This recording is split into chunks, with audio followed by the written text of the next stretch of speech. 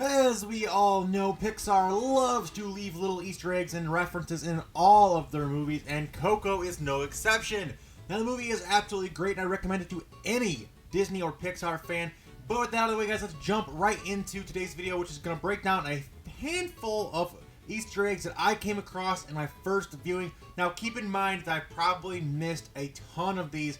I was only able to track down a few, as I only seen the movie one time in theaters, and there's no way to, as of right now, go through it frame by frame as if you had the DVD or an online file. You could do it illegally, I guess, but I haven't found a file for it. Anyway, this is just some things that I found in my initial viewing, so I might make a follow-up video to this somewhere down the road. But let's jump right in with our first Easter egg here, and that is, of course, the Luxo Bulb. Now, this is, if you're unfamiliar, is a thing that is very popular in Pixar movies. They put it in just about every single one.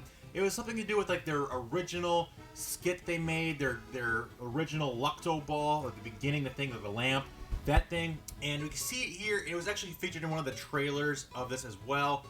This part was in the trailer. You see the luchador mask that looks just like the Luxo Bulb, so that's actually pretty awesome, a pretty cool tie-in.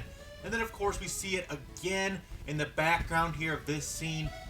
Just a little thing, they sneak this into every movie, so you should always keep an eye out for it. And these are only 2 times that I caught it, but it could be in there more. And of course, what is possibly the most popular of all the Pixar Easter eggs they put in all of their movies is the Pizza Planet truck, which is from the original Toy Story. Like I said, they put this in basically all of their movies in one way or another. And of course, it makes another appearance in Coco. This time, it's sporting a slightly different name on the top of it. It is a Spanish appropriation of Pizza Planet saying Pizza Planeta. So I thought that was pretty cool. I threw that in there. Of course, I was expecting to see this Pizza Planet truck in one way or another, and it's a hard to miss Easter egg. One that is slightly harder to catch sometimes is, of course, the A113 Easter egg, which, if you're unfamiliar with this, was a classroom that a lot of these very famous animators and story writers and stuff like that work on these type of films. They all went to the same school somewhere in California, I believe. I'm not sure the name of the school, but they all went to the same class, and the class was in the room A113. So because of that, they pay homage to that a lot, and they put that number in that, in a lot of their movies. It's been on license plates and things like that throughout tons and tons of movies. We see it here in the background. It's the label on a door. That's the only time that I personally caught it in the movie, but like I said, I've only seen the movie once. I've seen it in theaters, and I was going by fast, and I was trying to take notes the whole time, and I could have missed things. So it could be, in other places in the movie, but this is the only time I actually caught it was on that door.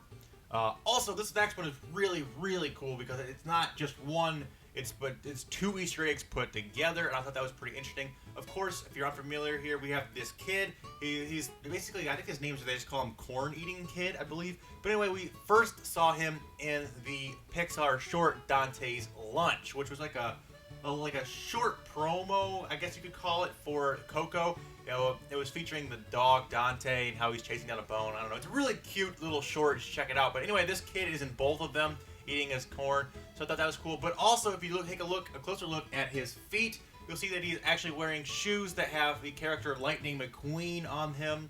So that is obviously a callback to the Cars franchise, which I believe the director of Coco also directed Cars. Could be wrong. I'm pretty sure he did, though. Also, of course, it's not a Pixar movie without any Finding Nemo or Finding Dory references.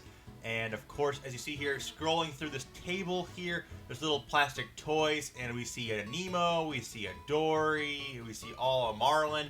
We see a lot of characters from that franchise, so that was pretty neat to see there on the table.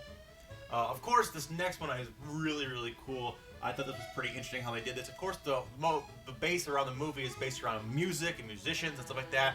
And they got a lot of different groups of musicians and types in there. I thought that was really well done. But anyway, during the talent show, I forget what this character is named. Forgive me for that. But he does his act during the talent show, and he's got this like techno-y type of music. And of course, he's sporting a look that looks very, very reminiscent of the popular dubstep artist Skrillex. He's got like his hair shaved on one side and combed over to the long part, combed over one side, and he's doing like dubstep-y kind of music. So that's a clear reference to Skrillex, which I thought was kind of neat. I never thought I'd see a Skrillex reference in a Pixar movie, but whatever. And also, if you take a closer look at this character, he's actually wearing the same exact shirt as the bully from Toy Story, Sid. So that's pretty cool. I thought that was interesting. They went ahead and put that same shirt on him, a callback to a character from Toy Story. Another pretty obvious and interesting one here is we see in the background in this marketplace, we see what appears to be either piñatas or plushies of characters from Toy Story and from Monsters, Inc. It was pretty cool to see those in there. I love when they do little things like this. It keeps you interested. It keeps you, like, your eyes scattering throughout the background, scurrying for what could be there. Like, is there an emo reference there? Or, oh, there's Woody right there. Stuff like that. It really keeps you, the audience, keeping your eyes peeled. I really love that. That's why I love Pixar so much when I do things like this. And another little thing here. Now, this was actually in Dante's Lunch, but they made an offerenda, I believe that's what they call it. But this one in Dante's Lunch, you see here, is actually in this background picture here on the tombstone. There's a picture of John Ramft, who was a really popular animator and writer and voice actor for Pixar for many, many years. Did tons of characters, including Heimlich the Caterpillar from A Bug's Life and other things like that. But like I said, they did an offerenda at the very end of the movie. It's kind of a spoiler if you haven't seen it here, but it's not really that big of a spoiler. They do like this tribute, I guess you can call it, for Steve Jobs and Don Rickles, who was the former voice of Mr. Potato Head in the Toy Story films, and other figures that are popular that have passed away recently. So I thought that was a really nice touch that they did that. I love Pixar when they do things like that. And finally, Pixar always makes a point to put in an Easter egg for their next upcoming movie, which as of right now is, I believe, The Incredibles 2 coming out next summer. So the only thing I really saw of this, and I don't have a picture of it, unfortunately, like I said, don't have images yet, is late in the movie, there's actually an advertisement for the original Incredibles movie, and that's the only thing I saw. I didn't see anything else. There could be more in there, so please let me know if you guys saw any more Incredibles. But anyway, those are all of the Easter eggs and references that I found. Like I said, I know for a fact that I've probably missed a ton of them, hundreds of them, if not more. There's little things in the background, the background being so vibrant and so many things going on in them, especially in this movie. It's hard to catch them all, and I plan on rewatching this, and of course when the movie comes out on DVD, I'll be picking it up and going through it with a fine-tooth comb, going frame by frame in some sections, and trying to get closer and more information on things.